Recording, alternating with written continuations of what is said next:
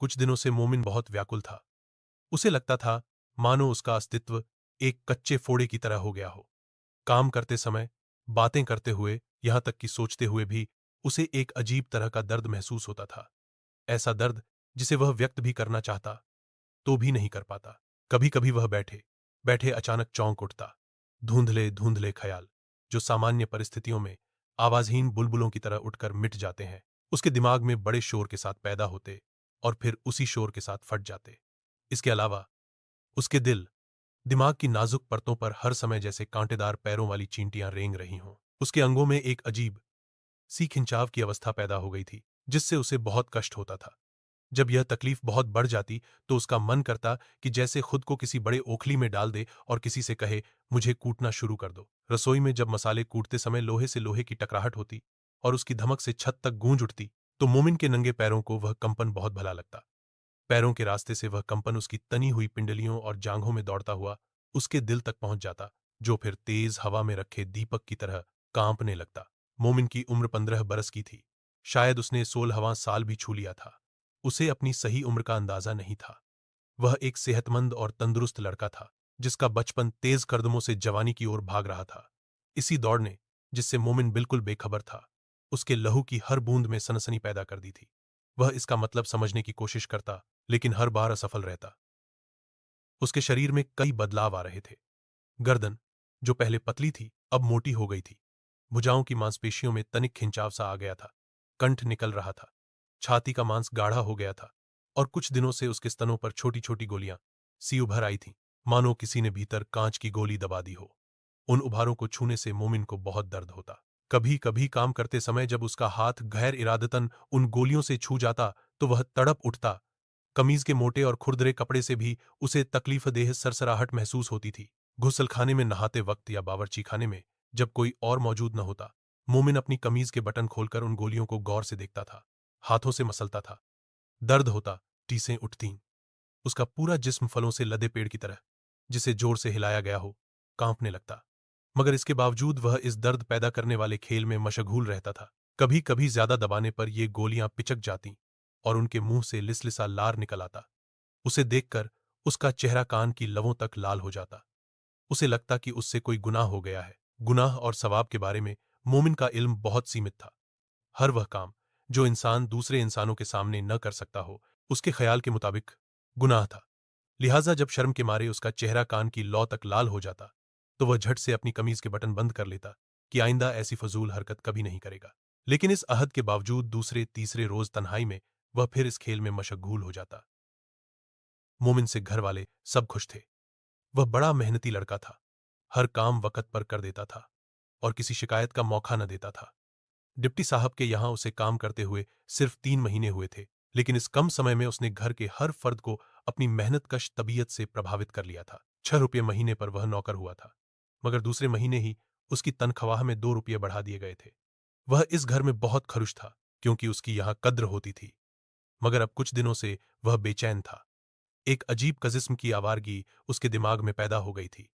उसका जी चाहता था कि सारा दिन बेमकसद बाजारों में घूमता फिरे या किसी सुनसान जगह जाकर लेटा रहे। अब काम में उसका मन नहीं लगता था, लेकिन इस बेदिली के होते हुए भी वह आलस्य नहीं दिखाता था। लिहाजा घर में कोई भी उसके अंदरूनी अशांति से वाकिफ नहीं था। रज्जिया तो दिन भर बाजा बजाने, नई नई फिल्मी धुनें सीखने और रिसाले पढ़ने में मशगूल रहती थी। उसने कभी मोमिन पर नजर ही नहीं रखी थी। शकीला, हाँ, उससे इधर उधर के काम लेती थी और कभी कभी डांटती भी थी। मगर अब कुछ दिनों से वह भी कुछ ब्लाउजों के नमूने उतारने में बेतहाशा मशगूल थी। ये ब्लाउज उसकी एक सहेली के थे, जिसे नई नई डिजाइन के कपड़े पहनने का बड़ा शौक था। वो दरअसल जानता नहीं था कि ऐसे रास्तों पर किस तरह चलना चाहिए, उन्हें जल्दी तय कर जाना चाहिए या कुछ वक्त लेकर आहिस्ता आहिस्ता इधर उधर की चीजों का सहारा लेकर तय करना चाहिए। मोमिन के नंगे पांव के नीचे आने वाले शबाब की गोल गोल चिकनी बट्टियां फिसल रही थीं। वो अपना तवाहुन बर्रार नहीं रख सकता था। शकीला उससे 8 ब्लाउज मांगकर लाई थी और कागज पर उनके नमूने उतार रही थी। लिहाजा उसने भी कुछ दिनों से मोमिन पर ध्यान नहीं दिया था। डिप्टी साहब की बीवी सख्त मिजाज औरत नहीं थी। घर में 2 नौकर थे, यानी मोमिन के अलावा एक बुजुर्ग औरत भी थी। ज्यादातर बावर्ची खाने का काम वही करती थी। मोमिन कभी कभी उसका हाथ बौंटा देता था। डिप्टी साहब की बीवी ने हो सकता है कि मोमिन की फुर्ती में कोई कमी देखी हो, मगर उसने इसका जिक्र नहीं किया था। और वह इनकिलाब, जिसमें से मोमिन का दिल, दिमाग और जिस्म गुजर रहा था, उससे तो डिप्टी साहब की बीवी बिल्कुल गाफिल थी, क्योंकि उसका कोई बेटा नहीं था। इसलिए वह मोमिन की मानसिक और शारीरिक तब्दीलियों को समझ ही नहीं सकती थी। और फिर मोमिन नौकर था। नौकरों के बारे में कौन सोचता है? बचपन से लेकर बुढ़ापे तक वे सब मंजिलें पैदल तय कर जाते हैं और आस पास के लोगों को खबर तक नहीं होती। मोमिन का भी यही हाल था। कुछ दिनों से वह जिंदगी के उस मोड़ पर आ निकला था, जो बहुत लंबा तो नहीं था, मगर बेहद खतरनाक था। उस रास्ते पर उसके कदम कभी तेज तेज उठते, कभी धीमे धीमे। वह बेहद व्याकुल था। इसी व्याकुलता के कारण कई बार काम करते करते अचानक चौंक कर वह गहरे रातन किसी खूंटी को दोनों हाथों से पकड़ लेता और उसके साथ लटक जाता। फिर उसके दिल में इच्छा पैदा होती कि टांगों से पकड़कर कोई उसे इतना खींचे कि वह एक महीन तार बन जाए। ये सब बातें उसके दिमाग के किसी ऐसे कोने में पैदा होती थीं कि वह ठीक से उनका मतलब नहीं समझ सकता था। गैरशूरी तौर पर वह चाहता था कि कुछ हो, क्या हो, बस कुछ हो। मेज पर करीने से रखी हुई प्लेटें अचानक उछलना शुरू कर दें। केतली पर रखा हुआ ढकना पानी के एक ही उबाल से ऊपर उड़ जाए। नल की जस्ता पाइप पर दबाव डाले तो वह दोहरी हो जाए और उसमें से पानी का एक फव्वारा सा फूट निकले। उसे एक ऐसी जबरदस्त अंगड़ाई आए कि उसके सारे जोड़ अलग अलग हो जाएं और एक ढीलापन पैदा हो जाए। कोई ऐसी बात घटित हो जो उसने पहले कभी न देखी हो। मोमिन बहुत बेचैन था। रजिया नई फिल्मी धुनें सीखने में मशगूल थी और शकीला कागजों पर ब्लाउजों के नमूने उतार रही थी। और जब उसने यह काम खत्म कर लिया तो वह नमूना, जो उनमें सबसे अच्छा था, सामने रखकर अपने लिए ऊदी साटन का ब्लाउज बनाना शुरू किया।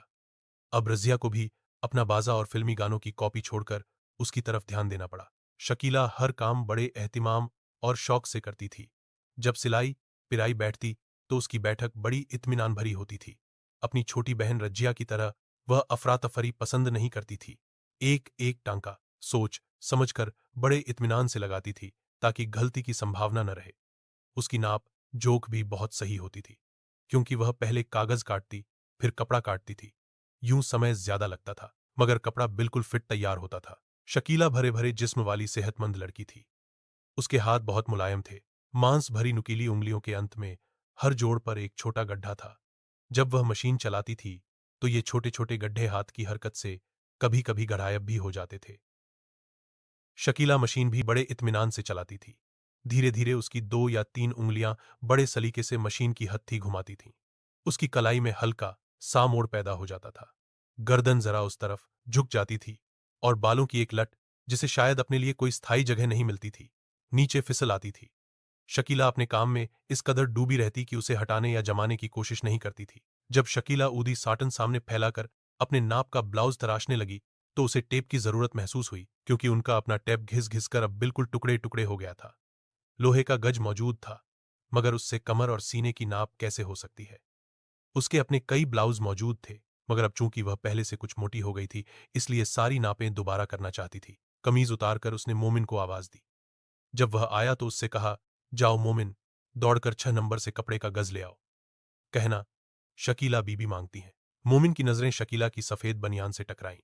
वह कई बार शकीला बीबी को ऐसी बनियानों में देख चुका था, मगर आज उसे एक तरह की झिझक महसूस हुई। उसने अपनी नजरें दूसरी तरफ फेर लीं और घबराहट में कहा, कैसा गज बीबी जी? शकीला ने जवाब दिया, कपड़े का गज। एक गज तो ये तुम्हारे सामने पड़ा है, ये लोहे का है। एक दूसरा गज भी होता है जो कपड़े का बना होता है। जाओ, 6 नंबर में जाकर उनसे ये गज ले आओ। कहना, शकीला बीबी मांगती हैं। 6 नंबर का फ्लैट बिल्कुल करीब था। मोमिन फौरन ही कपड़े का गज लेकर आ गया। शकीला ने यह गज उसके हाथ से लिया और कहा, यहीं ठहर जाओ, इसे अभी वापस ले जाना। फिर वह अपनी बहन रजिया से मुखातिब हुई, इन लोगों की कोई चीज ज्यादा देर अपने पास रख लो तो वो बुजुर्ग औरत तंग करती रहती है। इधर आओ और ये गज लो और यहां से मेरा नाप लो। रजिया ने शकीला की कमर और सीने का नाप लेना शुरू किया तो उनके दरमियान कई बातें हुई। मोमिन दरवाजे की देहरी में खड़ा तकलीफ देह खामोशी से ये बातें सुनता रहा। रजिया, तुम गज को खींचकर नाप क्यों नहीं लेती? पिछली दफा भी यही हुआ।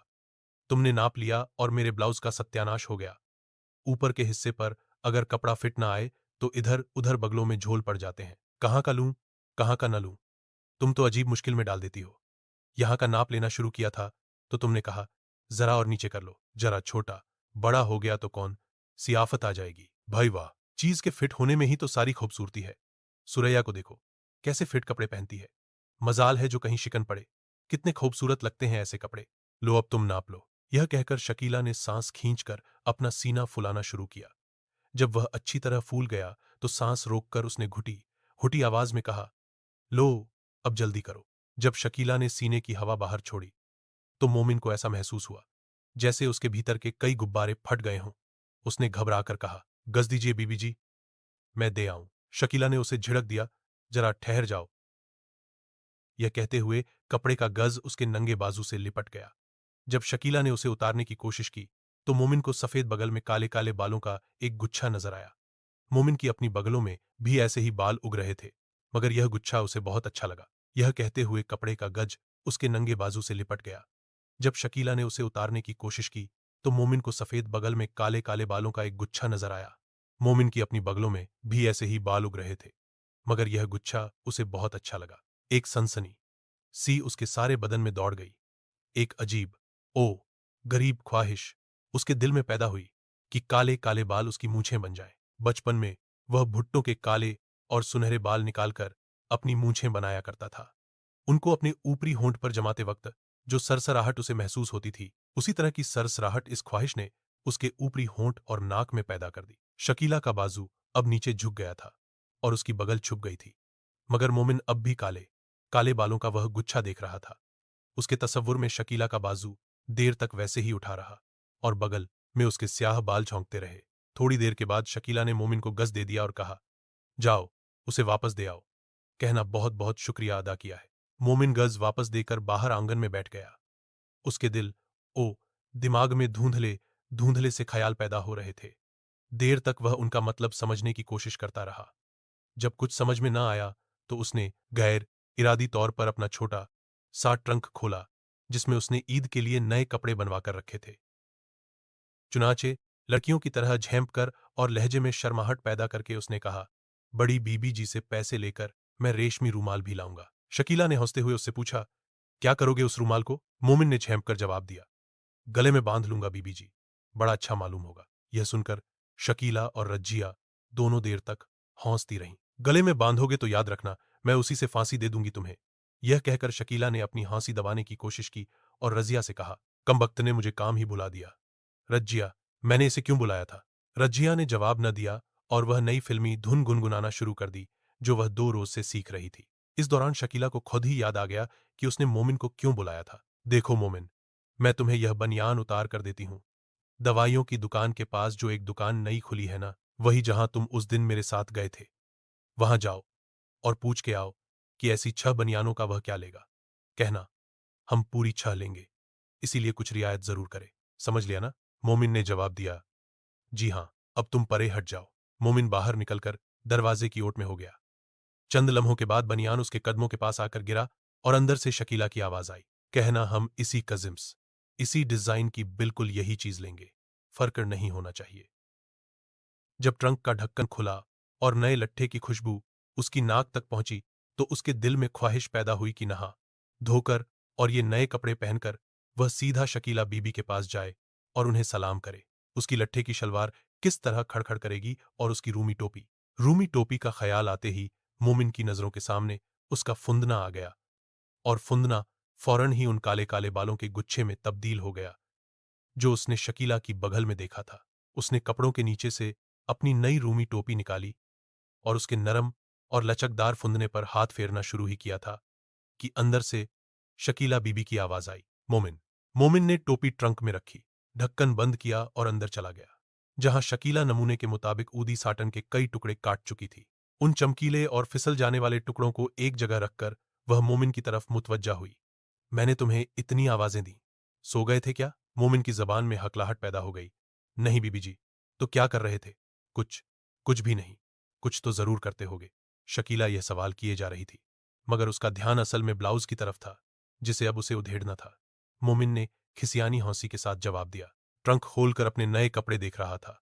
शकीला खिलखिलाकर हौंस पड़ी। रजिया ने भी उसका साथ दिया। शकीला को हौंसते देखकर मोमिन को एक अजीब सी तसल्ली हुई और उस तसल्ली ने उसके दिल में यह ख्वाहिश पैदा की कि वह कोई ऐसी मजाकिया और अहमकाना हरकत करे जिससे शकीला को और ज्यादा हौंसने का मौका मिले। मोमिन ने बहुत अच्छा कहकर बनियान उठा लिया जो पसीने की वजह से कुछ कुछ गीला हो रहा था, जैसे किसी ने भाप पर रखकर फौरन ही हटा लिया हो। बदन की बू भी उसमें बसी हुई थी, मीठी मीठी गर्मी भी थी। यह तमाम चीजें उसे बहुत अच्छी मालूम हुई। मोमिन ने बहुत अच्छा कहकर बनियान उठा लिया जो पसीने की वजह से कुछ कुछ गीला हो रहा था, जैसे किसी ने भाप पर रखकर फौरन ही हटा लिया हो। बदन की बू भी उसमें बसी हुई थी, मीठी मीठी गर्मी भी थी। यह तमाम चीजें उसको बहुत भली मालूम हुई। वह इस बनियान को, जो बिल्ली के बच्चे की तरह मुलायम था, अपने हाथों में मसलता हुआ बाहर चला गया। जब भाव वगैरह दरियाफत करके बाजार से वापस आया तो शकीला ब्लाउज की सिलाई शुरू कर चुकी थी, उस स्याही सी काली साटन के ब्लाउज की जो मोमिन की रूमी टोपी के फुंदने से कहीं ज्यादा चमकीली और लचकदार थी। यह ब्लाउज शायद ईद के लिए तैयार किया जा रहा था, क्योंकि ईद अब बिल्कुल करीब आ गई थी। मोमिन को एक दिन में कई बार बुलाया गया धागा लाने के लिए, इस्त्री निकालने के लिए, सुई टूटी तो नई सुई लाने के लिए। शाम के करीब जब शकीला ने दूसरे रोज पर बाकी काम उठा दिया तो धागे के टुकड़े और ऊदी साटन की बेकार कतरने उठाने के लिए भी उसे बुलाया गया। मोमिन ने अच्छी तरह जगह साफ कर दी, बाकी सब चीजें उठाकर बाहर फेंक दी, मगर ऊदी साटन की चमकदार कतरने अपनी जेब में रख ली, बिल्कुल बेमतलब, क्योंकि उसे मालूम नहीं था कि वह उनका करेगा क्या। दूसरे रोज उसने जेब से कतरने निकाली और अलग बैठकर उनके धागे अलग करने शुरू कर दिए। देर तक वह इस खेल में मशगूल रहा, यहां तक कि धागे के छोटे बड़े टुकड़ों का एक गुच्छा सा बन गया। उसे हाथ में लेकर वह दबाता रहा, मसलता रहा। लेकिन उसके तस्वुर में शकीला की वही बगल थी जिसमें उसने काले काले बालों का छोटा सा गुच्छा देखा था। उस दिन भी शकीला ने उसे कई बार बुलाया। काली साटन के ब्लाउज की हर शक्ल उसकी निगाहों के सामने आती रही। पहले जब उसे कच्चा किया गया था तो उस पर सफेद धागे के बड़े बड़े टांके जगह जगह फैले हुए थे। फिर उस पर इस्त्री की गई जिससे सब शिकनें दूर हो गईं और चमक भी दोगुनी हो गई। उसके बाद कच्ची हालत ही में शकीला ने उसे पहना, रजिया को दिखाया, दूसरे कमरे में सिंगार, मेज के पास जाकर आईने में खुद उसको हर पहलू से अच्छी तरह देखा। जब पूरा इत्मीनान हो गया तो उसे उतारा, जहां जहां तंग या खुला था वहां निशान बनाए और उसकी सारी खामियां दूर की। एक बार फिर पहनकर देखा, जब बिल्कुल फिट हो गया तो पक्की सिलाई शुरू की। उधर उदी साटन का यह ब्लाउज सिया जा रहा था, उधर मोमिन के दिमाग में अजीब ओ गरीब ख्यालों के जैसे टांके से उधर रहे थे। जब उसे कमरे में बुलाया जाता और उसकी निगाहें चमकीली साटन के ब्लाउज पर पड़ती तो उसका जी चाहता कि वह हाथ से छूकर उसे देखे। सिर्फ छूकर ही नहीं, बल्कि उसकी मुलायम और रोएंदार सतह पर देर तक हाथ फेरता रहे, अपने खुरदरे हाथ। उसने उन साटन के टुकड़ों से उसकी मुलायमी का अंदाजा कर लिया था। धागे जो उसने इन टुकड़ों से निकाले थे और भी ज्यादा मुलायम हो गए थे। जब उसने उनका गुच्छा बनाया था तो दबाते वक्त उसे मालूम हुआ कि उनमें रबर सी लचक भी है। वह जब अंदर आकर ब्लाउज को देखता, उसका ख्याल फौरन उन बालों की तरफ दौड़ जाता जो उसने शकीला की बगल में देखे थे।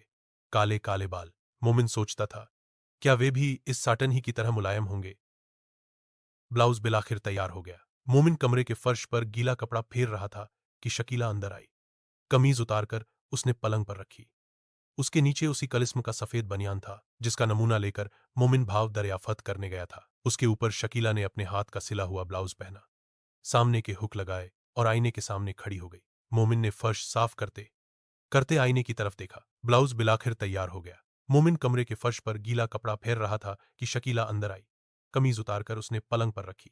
उसके नीचे उसी किस्म का सफेद बनियान था जिसका नमूना लेकर मोमिन भाव दरियाफत करने गया था। उसके ऊपर शकीला ने अपने हाथ का सिला हुआ ब्लाउज पहना, सामने के हुक लगाए और आईने के सामने खड़ी हो गई। मोमिन ने फर्श साफ करते करते आईने की तरफ देखा। ब्लाउज में अब जान सी पड़ गई थी। एक दो जगह पर वह इस कद्दर चमकता था कि मालूम होता था साटन का रंग सफेद हो गया है। शकीला की पीठ मोमिन की तरफ थी, जिस पर रीढ़ की हड्डी की लंबी जुर्री ब्लाउज के फिट होने के बाइस अपनी पूरी गहराई के साथ नुमाया थी। मोमिन से न रहा गया, चुनांचे उसने कहा, बीबी जी, आपने तो दर्जियों को भी मात कर दिया। शकीला अपनी तारीफ सुनकर खुश हुई, मगर वह रजिया की राय तलब करने के लिए बेकरार थी, इसलिए उसने बस इतना कहा, अच्छा सिला है ना, और फिर बाहर दौड़ गई। मोमिन आईने की तरफ देखता रह गया जिसमें ब्लाउज का स्याह और चमकीला अक्स देर तक मौजूद रहा। रात को जब वह फिर उस कमरे में सुराही रखने के लिए आया तो उसने खूंटी पर लकड़ी के हैंगर में उस ब्लाउज को देखा। कमरे में कोई मौजूद नहीं था। चुनांचे आगे बढ़कर पहले उसने गौर से देखा, फिर डरते डरते उस पर हाथ फेरा।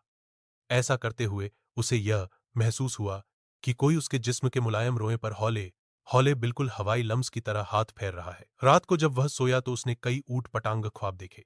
डिप्टी साहब ने पत्थर के कोयलों का एक बड़ा ढेर उसे कूटने को कहा। जब उसने एक कोयला उठाया और उस पर हथौड़े की एक जरब लगाई तो वह नर्म नर्म बालों का एक गुच्छा बन गया। ये काली खांड के महीन महीन तार थे जिनका गोला बना हुआ था। फिर ये गोले काले रंग के गुब्बारे बनकर हवा में उड़ने लगे। बहुत ऊपर जाकर ये फटने लगे। फिर आंधी आ गई और मोमिन की रूमी टोपी का फुंदना कहीं गायब हो गया। फुंदने की तलाश में वह निकला। देखी और अनदेखी जगहों में घूमता रहा। नए लट्ठे की बू भी कहीं से आना शुरू हुई। फिर न जाने क्या हुआ, एक काली साटन के ब्लाउज पर उसका हाथ पड़ा। कुछ देर वह इस धड़कती हुई चीज पर हाथ फेरता रहा। फिर दफतन हड़बड़ा के उठ बैठा। थोड़ी देर तक वह कुछ न समझ सका कि क्या हो गया है। इसके बाद उसे खौफ, तज्जुब और एक अनोखी टीस का एहसास हुआ। उसकी हालत उस वक्त अजीब ओ गरीब थी।